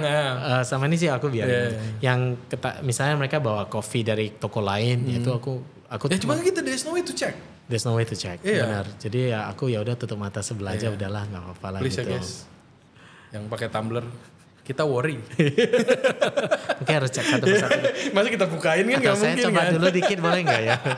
Boleh coba dikit gak isinya apa? Gue kalau sekarang at least kalau dia bawa tumbler yang penting dia mesen sih. Dia mesen, kalau dia gak mesen instead of gue tawarin lagi mau mesen apa. Instead of kayak no outside food. Cuman soalnya agak serba salah sih. Banyak ya kita hidup tunggu gini aja kita urusin tumbler aja. Kadang-kadang pengen ngomong no outside food cuman aduh. Mau gimana ya. Tapi sering ya tamu bawa outside food di sini ya. Ada zamannya gila-gilaan sih. Gila-gilaan. Lu pernah dapet orang berenam makan satu minum satu gak? Oh sering. Oh anjir. Makanya sekarang. Oh itu hama men. Guys kalau kalian kayak gitu jangan kayak gitu ya. Seriusan banyak. Di sensorium lama tapi ya. Oh di sensorium lama. Sensorium baru sekarang kita pakai minimum order. Jadi ya itu saya juga belajar lah. Dulu sensorium lama kan pas 2021 kan kita mulai rame ya.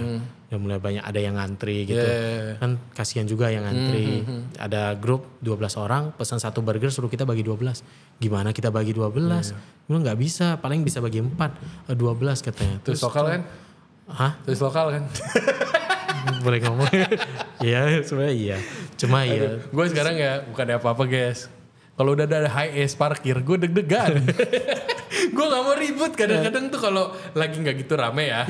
Gue tuh kayak ya udahlah. Cuman kalau udah lagi rame berenam makan satu set doang, terus udah ada yang ngantri mau duduk itu kan kayak satu omset gue segitu table gue lu cuman beli itu doang. Dua kan ini mau makan lu nggak makan ya duduk di luar. Iya benar. Gitu. Cuma kan gimana ada. Jadi makanya sensorium baru kita bikin peraturan baru. Tapi sebenarnya kita mulai bikin peraturannya itu udah nggak pas baru pindah sih. Setelah setahun, karena aku pelajari dulu apa yang terjadi di tempat baru dia aku mulai. Kalau sekarang di atas 5 orang baru ada minimum order. Kalau di bawah itu yang enggak gitu. Gue sampai nanya sama temen gue yang owner MFW, dia juga gitu ditulisin semua. Gue bilang masa sih harus toko gue jadi banyak tulisan. Gue tuh kayak oh ternyata ada cara lain guys, tulisannya yang gede di depan biar lu baca. Biar Satu aja. Soalnya waktu itu diajarinnya tuh di WC ngambil tisu secukupnya. Gitu. Waduh, tuh yang kayak gitu-gitu rata-rata ngambil tisu itu semua. Maksud dia, aduh sayang banget dong. Maksud tapi itu gimana kontrol juga ya? Ya itu juga bingung kan kalau ngambil gue ikhlasin sih kalau gue tisu. Sama. Gitu kan asal jangan bawa sendok garpu gue aja kalau ketahuan ya biarpun hilang mulu cuman ya udahlah. Itu pernah kita di sensornya juga pernah. Oh pernah. Tapi tamu orang luar negeri. Bukan hanya sendok garpu, gelas kopi kita juga. Soalnya kita langsung kelihatan dia langsung masuk gitu. Terus pas kita approach dia pura-pura nggak tahu, kayak pura-pura lupa ingatan gitu. Itu aneh banget. Pas kita panggil security baru dia keluarin semua. Tuh ada sendok, garpu, pulpen, spidol gitu. Dan dia itu hampir tiap hari datang lagi. Itu lucu banget itu. Itu orang udah tua dia sih. Dia bisa jualan kayaknya Sensorium. Kayaknya dia mau gitu kali ya. Aduh. Tapi itu ya itu deh. Itu pernah juga. Susah guys. Iya. Gue tahu waktu kalian singkat di Bali. Datang lagi ke Bali lagi, nggak usah semuanya didedet-dedetin jadi satu. Gue tahu pasti tuh tipikal yang itinerary-nya ya, tempat makan doang ada 12 sehari. Iya. Terus dimakan, dibagi, icip-icip. Maksudnya bukannya apa-apa, cuman lu nggak bakal bisa ngejudge the whole experience cuman dari satu potekan doang cicip. Iya. Harus benar-benar duduk. Kalau beneran percaya sama kita, kasih kita waktu spesial buat lu dinner, brunch, dine. Nah kalau udah waktunya high season tuh donat bagi 4 banyak banget Will gue disini dapet sumpah. Oh sama juga ya? Iya donat bagi 4, minum berdua, seorang satu. Gue bilang iya gue kenyang, gue tahu lu abis dari Malen kayak dari Karya Rebo. Cuman kan maksudnya kita juga ada our own rules. Iya maksudnya kayak pengen ngertiin sih, gue tuh be honest gue pengen ngertiin. Cuman kan toko kita kan gak gede ya, jadi kayak mohon maaf.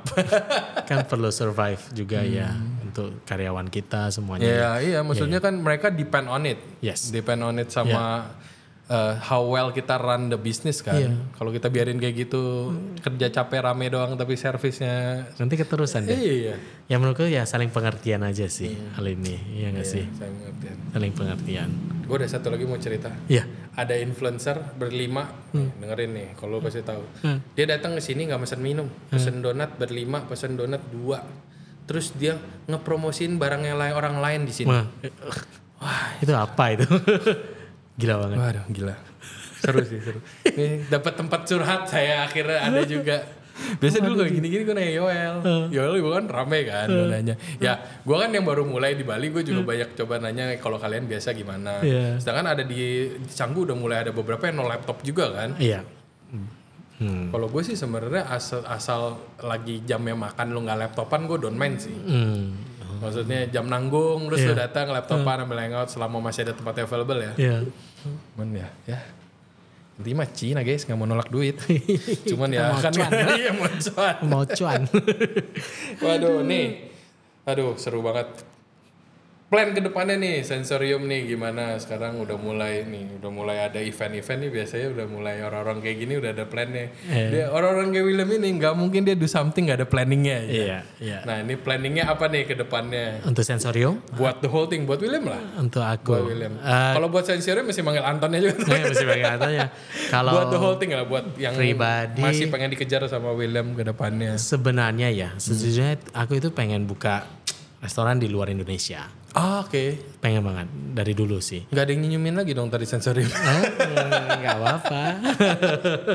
Sebenarnya pengen bikin di luar. Iya pengennya. Sebenarnya ada yang pengen ku kejar itu dari dulu, sebenarnya pengen kejar Michelin Star. Oke. Sebenarnya. Cuma kan kalau di Indonesia kayaknya saat ini belum ada ya. Nggak mau ngejar 50 best dulu aja? Iya boleh juga, satu persatu kan. Boleh juga. Nah kalau 50 best kan mungkin bisa. Tapi kalau yang aku perhatiin 50 best lebih ke fine dining ya. Kebanyakan ya. Tapi kalau yang Michelin kelihatannya bisa untuk street food juga bisa. Semuanya bisa ya.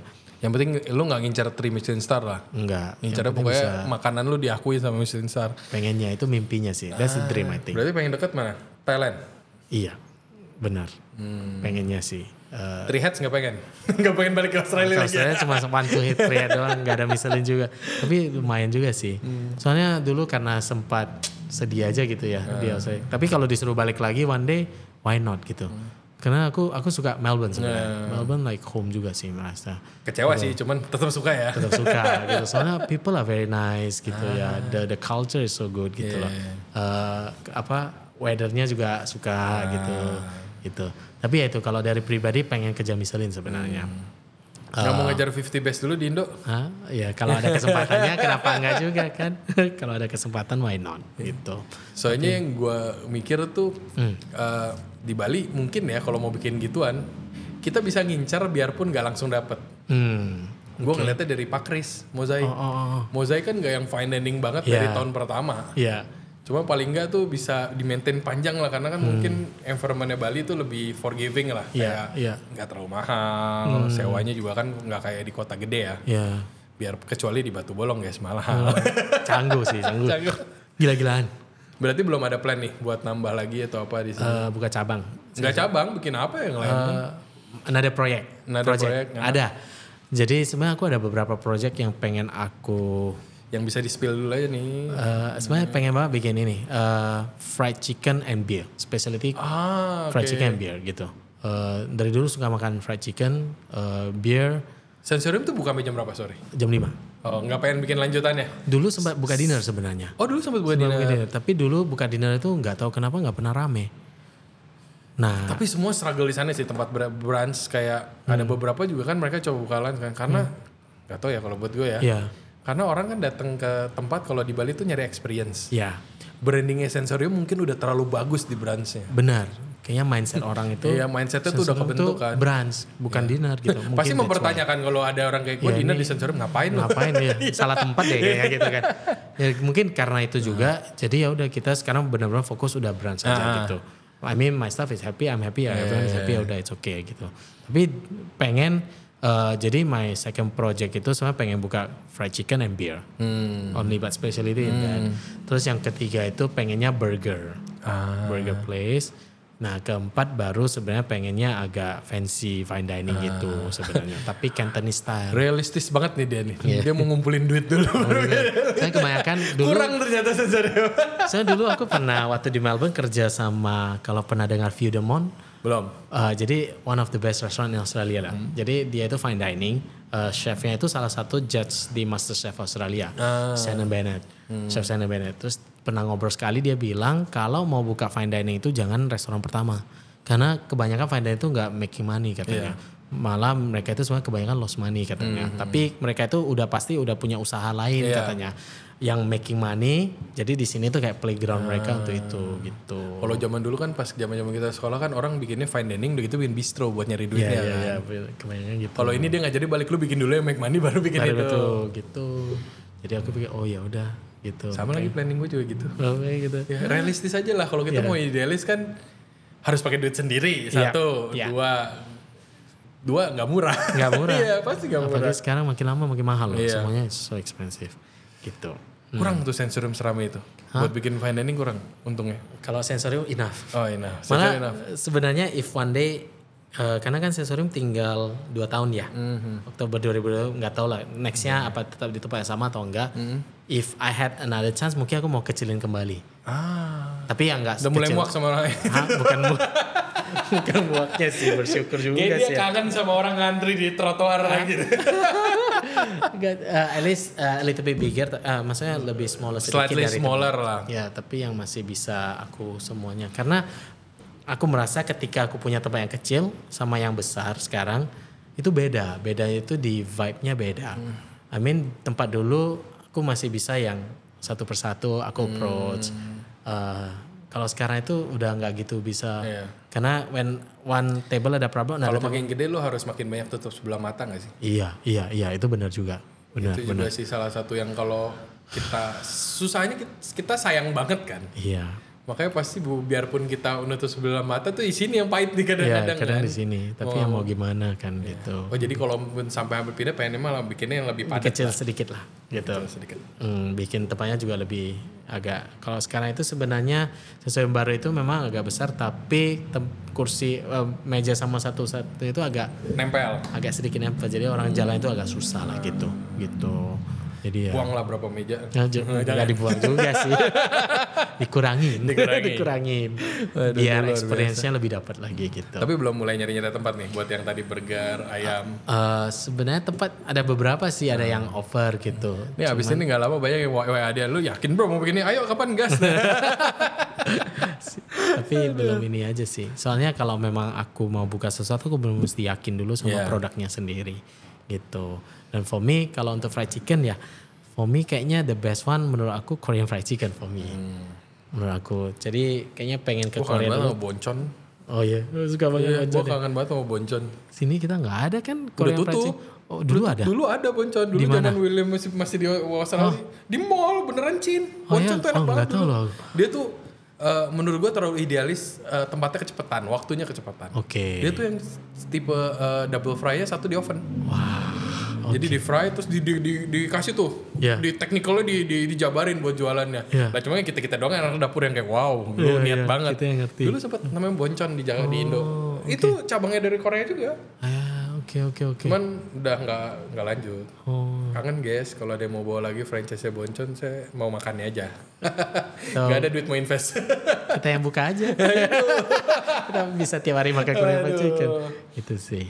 Buat sensorium sementara cukup nih. Berarti masih seru yang ngurusin dengan ramenya itu. Iya, sama lagi mau update menu baru. Jadi setahun sekali kita bakal update. Biasa kapan? Biar nih lain pada tahu nih. Harusnya sih kemarin bulan 3. Biasa selalu setiap bulan 3. Oh biasa sebulan 3. Ya cuma tahunnya memang lagi agak delay banget. Soalnya lagi banyak yang ada beberapa permasalahan lah beberapa bulan lalu yang mesti aku urus. Jadi agak ke delay. Cuma ini sebenarnya menu barunya udah ada. Cuman kapan mau launchingnya aja sih. Iya gitu. Nah, ini gue mau ada pertanyaan terakhir. Ya. Soalnya ini concern gue pribadi juga. Oke. Sebagai pemilik owner. Ya. Yang kayak gitu-gitu tuh kan punya target. Biasa William tuh ngedisiplinin gimana? Karena kita kan gak ada bos nih. Ya. Gak ada yang kayak kapan nih kan gak ada. Ya. Nah kalau dari William tuh biasa buat kayak punya set target. terus disiplin achieve targetnya tuh kayak ganti menu itu biasanya kalau William gimana?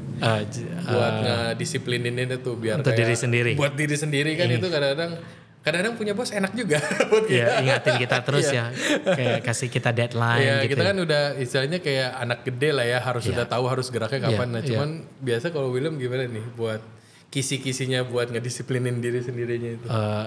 Harus ingat kalau aku sendiri sih ya selalu ingat kenapa aku mau jadi chef. Keep reminding ourselves. Soalnya kan waktu benar-benar dikasih kesempatan dari orang tua untuk ambil jurusan ini, susah aku benar-benar dapetnya. susah. Soalnya kan ya itu aku dari dulu dari SMP 1 itu aku bandel orangnya, bandel banget lah. Sering bolos, ke sekolah nggak ke sekolah, pergi main bola gitu-gitu kan. Jadi terus gak sehat bandelnya main bola. Bandel sekarang itu gimana juga nggak tahu. Udah beda soalnya kan. Itu zaman kita itu bandelnya gitu. Jadi ini kalau William sendiri ini ngerasa ini tuh opportunity yang udah dikasih yang susah dapetnya. Benar. Like only once gitu loh. Karena mungkin dulu udah terlalu sering kecewain orang tua. Jadi aku nggak boleh gagal lagi gitu. Jadi memang sih kadang ada titik di mana so tired of this gitu-gitu ya ada. Pasti. Ya cuma ya aku selalu remind myself. Dan sekarang kan udah ada istri juga. Istri tahu lah my problem gitu kan. Jadi istri juga yang selalu support. Ingatlah dulu kan kenapa kamu mau jadi chef gitu loh kan. Jadi she keep remind me ya aku jadi oke. Gitu, nggak boleh menyerah. Nggak boleh take things for granted lah ya. Iya. Takut diambil, benar. Apalagi dulu sempat ada COVID juga kan, jadi ya everything. Jadi benar-benar ya harus semangat. Gitu. Semangat. Jaga kesehatan guys, jangan kalah sama pilek lagi. Iya. Gue inget banget pas COVID aja, dunia kalahnya sama pilek. Berarti sampai kena COVID? Gue gak pernah. Oh gak pernah? Gue nyadar kayak gue kebal kayaknya. Soalnya anak gue sama istri gue kena COVID 2 kali. Gue tidur bareng 2 kali gue kena. Aman aja? Mau dari Delta, mau dari Omicron, dari itu gue gak. Aku semuanya kena kalau. Lah pantesan temenan sama Aldo komplit. Udah sarjana berapa gitu. Semuanya kena. Semua kena dari yang awal? Dari yang awal yang masih kayak bener gak sih ini ada COVID udah kena. Terus tiba-tiba itu lu pas mandi kok sampo sabun biasa kecil kok nggak ada bau sama sekali, benar-benar nggak ada. Baru di situ aku percaya kayaknya benar ada COVID deh. Awalnya juga nggak tahu nih apa. Gue percaya ada COVID gara-gara Aldo kena terus. Oh Aldo juga sama kayak lu kena terus. Ya? Dari COVID yang belum ada yang tahu COVID itu real atau enggak, Aldo udah kena. Di situ baru gue ya benar berarti kalau temen gue kena. Berarti beneran ada nih. Gitu. Benar. Oke, semangat, jangan kalah mau COVID lagi. Yes. Oke, last but not listnya nih kita mau nanya ke William untuk beberapa spot nih selain ke sensorium kan sepaket lah guys ke Bali seminggu sensorium 4 kali lah. Nginepnya di Canggu. Kalau nginep di Canggu ya terima kasih. Nah kalau ya 3 kali ke tempat saya lah. Nah, harus bagi-bagi. Iya dong. Nah kalau biasa William nyari local spot nih buat eat di Bali di mana nih? Sudah ada satu. Apa nih? Tiap hari Senin itu karena Senin kan nggak kerja. Senin tuh ngambil libur nih? Iya, aku tiap hari Senin itu biasanya urus paperwork ke bank gitu ya. Nah biasanya aku sama istri itu suka banget sama satu nasi namanya Ibu, dia nasi babi sih. Iya. Namanya apa ya? Soalnya dia nggak ada. Jadi di Google nggak ada. Di daerah mana? Jalan Raya Canggu. Oh di daerah Raya Canggu. Iya. Dulu dia di Batu Bolong. Terus tutup, pindah ke sini. Itu banyak banget yang beli. Tapi mestinya murah. ada namanya sih. Mungkin kita nggak nyadar aja namanya. Aku nggak nyadar. Soalnya nggak pernah terlalu perhatiin. Karena hari Senin ini sebelum kita naik episode fotoin. Kita tunjukin buat yang lain. Tapi ya itu setiap hari Senin pasti aku beli situ. Di Batu Bolong? Sekarang dia pindah ke Jalan Raya Canggu. Oke. Di pokoknya jalan macetnya itu. Kayak nasi lawar Bali itu apa babi kecap gitu? Nasi lawar sebenarnya. Nasi lawar. Tapi dia 15.000 gitu, 20.000 gitu. Itu enak banget. Jangan coba bigul doang, coba nasi lawar. Iya. Karena 15.000 starter Iya, startnya 10.000 juga bisa. Iya, 10.000 bisa. Terus, jadi dulu tahun lalu deh, kalau nggak salah orang tua saya datang. Aku sekali beli kasih mereka itu sekali. Terus mereka 7 hari di Bali, 7 hari makan itu. Mereka bilang itu makanan terenak bagi mereka selama di Bali. Bukan makanan sensorium. Malah bagi mereka itu sensorium ya gitu. Mie pakai nori ribet. Apa ini gitu, nggak ngerti nih rasanya apa. Tapi nasi babi itu mereka tiap hari benar-benar ke sana beli itu. Sampai tolong diinfoin namanya apa ya biar kita bisa Jo bisa masukin gitu. Ya. Itu Oke, ngopi nih selain kalau udah bosan ngopi di sensorium. paling suka itu di Seniman sebenarnya. Oh, di Seniman Ubud. Iya, itu dari dulu sih pas pertama kali baru pindah ke Bali. Awal tahu specialty coffee Seniman. Gitu. Tapi sekarang katanya pernah coba kopi di 322? Pernah. Dibikin sama si Enggak dibikin sama Yoel lah. Belum kenalan saya sama Yoel. Sama siapa itu si Joel. Iya bener ya itu Joel, namanya kan ya. ya. Si Jin kan. Joel si Jin. Jadi dia itu pernah bikin. Jangan disebut si Jin ya udah. Udah kayak sorry. Dia udah agak sama si Jin ya. Sorry. Joel. Iya, Joel. Tapi dia pernah bikin itu deh, satu kopi gitu. Tapi nggak ada di menu gitu. Nah itu enak banget. Tapi menurut gua Joel itu curate beans-nya bagus sih. Iya. Dan emang nggak murah sih. Iya. Cobain yang pre-package-nya 32 dos, yang warna-warni itu nggak ada yang nggak enak. Oh ya semuanya enak. Enak semua. Padahal kita nuang sendiri aja minum air panas, semuanya enak. Wah. Tapi emang mahal. Oke. Ada Come with harga the price man. Ya. Ada harga ada barang ya. Oke. Tadi udah diinfo katanya nggak ngarak. Nggak ngarak sorry. Anti etanol. Nggak ngarak. Tapi padahal di itu ya disuruh ya minum arak sama Pak Gubernur ya. Campur kopi ya nggak sih? Iya gak? Ya kalau enggak juga nggak apa-apa lah. Tapi ke bar dong. Ke bar di mana? Ke bar pernah, jarang. Jarang. Ada nggak bar yang memorable yang? Ada satu di atasnya Luna itu apa namanya? Luna Beach. Bukan kok Luna sih. Amici. Di Batu Bolong kan ada restoran namanya Luma. Di atasnya. Sekno. Itu. Oke, Sekno Bali. Itu pernah pergi sekali. Itu juga dibawa my business partner ke sana. Dia malah tahu. Okay. Aku awalnya nggak tahu. Soalnya aku Chef memang ini kurang keliling ya. kurang keliling, jarang ke bar soalnya. Biasanya minumnya air putih. Enak Sekno enak. Ya, di Recommended sana. guys Sekno. Terus people are very friendly juga di sana. Pinter-pinter gitu. Ya, Sekno nih. Sekno nice. Okay. Nah ini tempat ngedate-nya sama istri. Semua susah nih kalau chef ditanya ini. Semuanya sama, aduh jawabannya. Kalau sama istri ya di rumah ngedate-nya. Enggak, kalau ngajak makan biasanya di mana? Rekomendasi lah buat apa. Kita itu hobi nonton. Jadi biasanya ya Senin ini biasanya habis ini kan jemput istri nih. Biasa pasti bikin nonton. Habis nonton suka ke time zone. Ini masa kecilnya suram soalnya. Suka main time zone. Nontonnya masih di level nih. Iya, level 21. Soalnya paling gampang. Iya. Time zone-nya gitu. gede lagi. Iya, gitu. Terus main bowling di sana. Biasa kalau makan berdua makan cantik masa ada nggak Cantik. Makan cantik ya. Ini Eggs and Butcher. Butcher. Ya, kebetulan kita dua-dua suka makan steak. Jadi suka makan steak. Mantap tuh Asian Butcher harus coba guys. Itu enak, suka. Saya sama Pak Mario sempat ngedate sekali di sana. Asik. Bayarin. Di Asian Butcher. Tapi enak. Oke. Gitu. Dari so far tinggal di sini di Bali, ada nggak dish yang memorable banget? Di Bali nih. Di Bali. Masakan istri. Ribet kalau itu rekomendasinya. Udah di taken kontrak sama dia. Masakan istri gitu. Waduh. Tapi iya soalnya istri itu bukan tukang masak sih sebenarnya. Cuman dia itu hobi masak makanan rumahan. Dan aku itu selalu miss home cooking gitu. Home cooking style gitu. Jadi ya ketika istri masak itu kayaknya rasanya spesial aja gitu. Ya kalau ke Bali datanglah ke rumah dia. Oh ya ini kan untuk yang mendengar ya. Boleh ke rumah gak apa-apa. Nanti saya suruh istri masak itu semuanya. Kalau lagi gak ada ke sensorium aja besok. Sensorium aja.